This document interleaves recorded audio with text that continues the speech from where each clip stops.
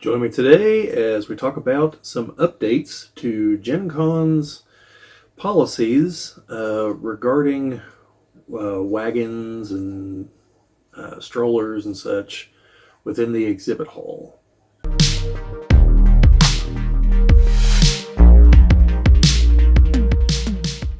This is the Geek Cabal channel. If you've not been here before, my name is Bobbie. And if you have watched our other two videos we've recently put out regarding 2020 GenCon 2025 information, we had one on the event catalog and how to do that, and then another just like general tips and advice. And in that second video, I had to insert an edit because a lot of the information we were about to give you was no longer valid. I went ahead and left the information in there because some of the advice is still kind of valid, but this is the update. So, just before I posted that other video, GenCon released an email talking about how their policy, has been updated. So there's two parts to this email, and I'm going to go a little more in depth because there's some links and everything. So the main thing is the exhibit hall policy has been updated. So it's a very small update, although I believe there's a second update buried in there. I don't have previous year's policies. This might have always been the policy, not what I'm about to mention, but the second thing. But someone pointed it out, so I think it is also new. So for sure, what I'm about to mention is new. So I'm just going to read it here to you because it's fairly brief. To maintain a safe and navigable environment inside the exhibit hall, which is halls F through K, so we're talking where the dealer's hall is. If in our other videos we talk about dealer's hall, that's the main hall we're talking about. And I believe this will also include the play area that is attached to it. So it's like one gigantic area, except the exhibit hall has certain hours outside of the play hall area. So the following items are not permitted during hall hours: wagons, carts, rolling luggage, dollies, hand trucks, and stroller wagons. So before I get to some of the exceptions, these are things that we have complained about for years on our videos here, and I have personally complained about in real life for close to 2 decades. So actually probably more than 2 decades at this point, I do believe, since GenCon moved to Indianapolis. So yeah, this is major because these are things that have been a serious bane to our existence in the past in the exhibit hall, because the aisles are very tight and there's a lot of people in there, and you have people just kind of stopping while they're pulling or pushing large carts and wagons and everything else. And like I said in the other video, like some of these things are just monstrous and obscene as far as their size. So I consider this a positive development. Now, there are some exceptions, as I mentioned. Standard occupied strollers are allowed only when a child is present. So as long as you're actually using a stroller, a standard stroller, to actually have a child in it and push them around, then you're okay. However, strollers may not be used to transport merchandise or serve as shopping carts. So, you know, I've seen this a couple times in the past, not often, but where, you know, people have a stroller, but there's no kid, but no one's going to stop them, and they're using it to move goods around. You know, basically, they want to have a wagon, but they want to appear to be socially acceptable. Or they have a kid, and the kid's just not with them. So, anyway, this is the end of that. Now, attendees with accessibility-related needs may request exceptions through the accessibility services, and there's a link here in the email. I'll try to put a link down in the description for the video. So in other words, like if you need a wheelchair or something of that nature, obviously they're not going to deny you that. Actually, I'm pretty sure legally they can't deny you that. But again, I'm not a lawyer, just to be perfectly clear, but I believe there's accessibility laws in the books. So, like I said, this is kind of a major change. I noticed on the forums, well, not the forums, the Fans of GenCon Facebook group, because the forums are actually down for the moment. So go to the Fans of GenCon Facebook page. And that's where some of the officials from GenCon actually do post. There's a gentleman named Mike Boozer. Yeah, I believe it's Boozer, who is an official representative of GenCon. He was on the forums pretty frequently, so he's their guy out in public. So if you see posts from him, that's official from GenCon essentially. So check those out. But like I was starting to say, one of the first things people asked was, so what about giant backpacks? Well, they're not banned yet. Maybe one day. So the one other thing is that if you go and actually look on the GenCon website, gencon.com/attend/policies, and go down to the exhibit hall, there is another line on here. And I think this is also new, as someone pointed out. So I'm just going to read it, and then we'll go into the implications of it. Aisles must remain accessible at all times. Sitting on the floor or stopping for cosplay photos in the aisles is not permitted. Please use the designated cosplay photo area outside Hall H for cosplay photography. If this was the policy in the past, this has never been enforced in any real way. So that's why I tend to be in agreement that this is probably an update. This is also pretty major because people do stop people in the exhibit hall to take pictures, because if you see someone wandering the exhibit hall with a costume, like, are you like, hey, can we head to the nearest exit and go outside and do this, that, and the other? Well, no, you're going to be like, hey, can I get a picture of you right here? I have no idea to what level this is going to be enforced. Assume that it is, though. And I don't know, like, if it's going to be a simple, hey, break it up, because, again, I think if this is new, not everyone's going to read this, especially if this wasn't in the email. So, that's something to consider, and I don't know about this sitting on the floor part. And so I don't know, for those of you who've not been, around the outer perimeter of the main exhibit hall are the fixed concrete walls, and I don't know if those count as aisles or not. So, I mean, they should, but people sit in them all the time,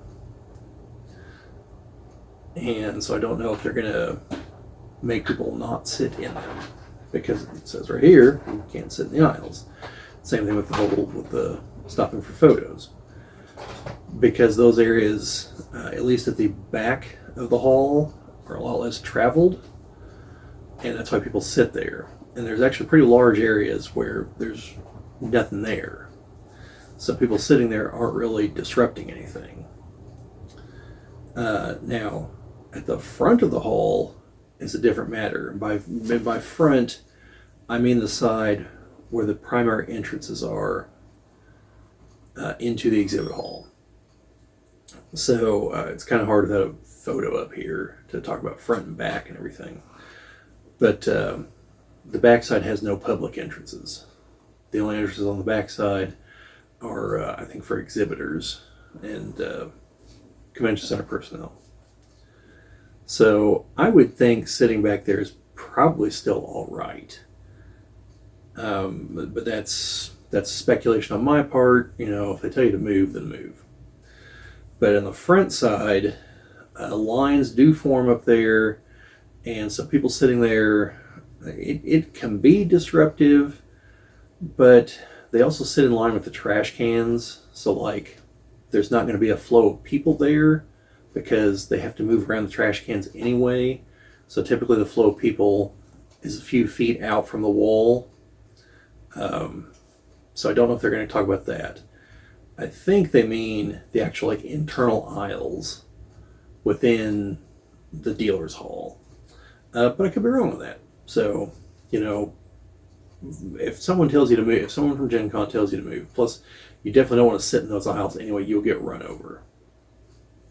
But again, I think the cosplay photos is probably the bigger thing. So, with that being said, there's another part to this announcement. And the other part is that there is now going to be a place where you can check your bags, as in have someone hold them for you. So, I'm just going to go ahead and read through the email here.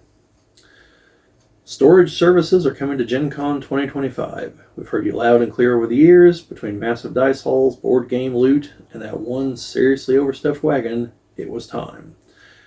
GenCon is pleased to announce a new partnership with the Mobile Locker Company to provide on-site storage services for GenCon badge holders. And there's a link to their website. Well, I assume it's their website. It's a link to somewhere.